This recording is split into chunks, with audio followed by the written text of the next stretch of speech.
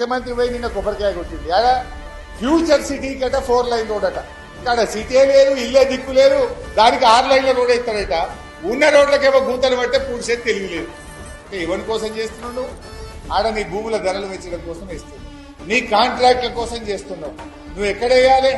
వర్షాలు పడి బ్రిడ్జిలు కొట్టకపోయినాయి, రోడ్లు ఖరాబ్ అయిపోయినాయి.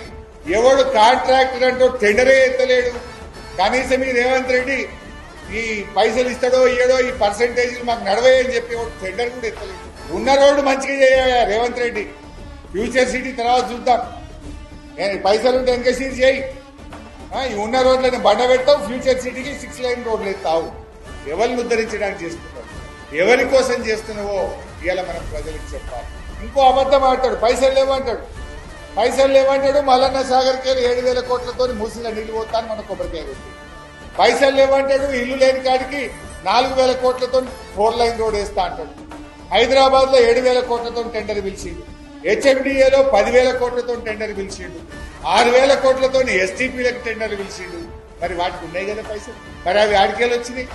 రైతులకు ఇవ్వమంటే లేవు, అవ్వాతాతలకు ఇవ్వమంటే లేవు, పిల్లల చదువులకు ఇవ్వమంటే లేవు. కానీ ఢిల్లీకి మూటలు కట్టడానికి, కాంట్రాక్ట్లకు కట్టబెట్టడానికి, బీహార్ ఎన్నికలకు డబ్బులు వంచడానికి బడా కాంట్రాక్టర్లకు మాత్రం బిల్లులు ఇస్తా ఉన్నారు. ఇవన్నీ కూడా మనం గమనించాలి. ప్రజలకు మనం అర్థమయ్యేటట్టు చెప్పవలసినటువంటి అవసరం.